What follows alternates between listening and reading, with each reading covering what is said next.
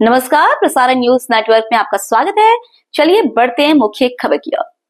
दाहोद शहर के पास डोकी में स्थित सब जेल में बंद सभी कैदियों को प्रयागराज महाकुंभ के पवित्र गंगा स्नान का पुण्य प्राप्त हुआ।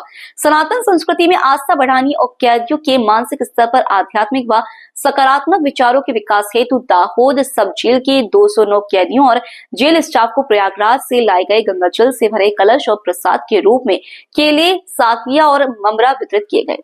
कैदियों ने इस पवित्र गंगा जल को प्राप्त कर महाकुंभ में गंगा स्नान करने और उसका पुण्य मिलने की अनुभूति की। इस अवसर पर जेल अधीक्षक एमएल गमारा ने दोनों संस्थाओं और उनकी टीम का आभार व्यक्त किया। इस गंगा जल वितरण कार्यक्रम में जेल अधीक्षक एमएल गमारा, जेल स्टाफ के अधिकारी कर्मचारी, अभिगम ग्रुप दाहोद, रंजन बेन राजहंस, बाल कल्याण समिति दाहोद, उमाबेन शेठ, कमलेश भाई लिम्बाचिया और उनकी टीम के सदस्य बड़ी संख्या में उपस्थित रहे।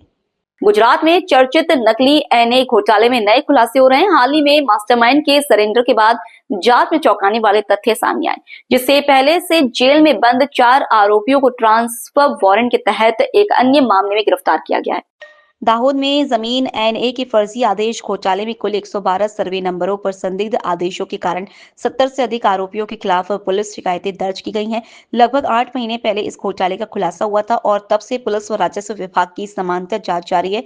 हाल ही में इस घोटाले के मास्टरमाइंड माने जाने वाले कुतुबुद्दीन रावत, जिन्हें सुप्रीम कोर्ट से राहत मिली थी, को पुलिस के 26 पन्नों के हलफनामे के बाद सुप्रीम कोर्ट ने सरेंडर करने का आदेश दिया।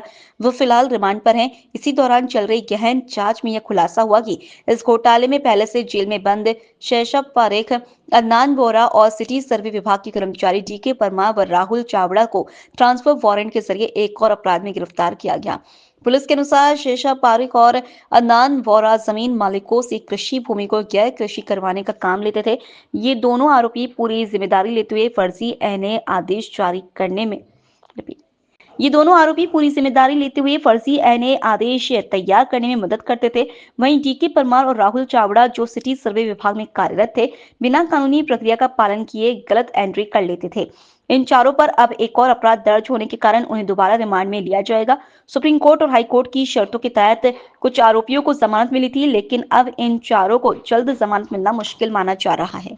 झालोद की Shri KR. Desai arts and commerce college के करियर एडवांसमेंट कार्यक्रम के तहत एक करियर मार्गदर्शन सत्र आयोजित किया गया। इसमें डॉक्टर अजय भाई रावल और प्रकाश भाई रबारी उपस्थित रहे। कार्यक्रम में डॉक्टर वाईपी ज्वाला ने अतिथियों का स्वागत किया। डॉक्टर अजय भाई रावल ने कॉलेज के छात्रों को स्नातक के बाद आगे की पढ़ाई के लिए उपलब्ध कोर्स और नौकरी के अवसरों की विस्तृत जानकारी दी। साथ ही 2020 के शिक्षा क्षेत्र की विशेषताओं पर भी चर्चा की। प्रकाश भाई रबारी ने व्यावसायिक कोर्स के बारे में गहन जानकारी दी।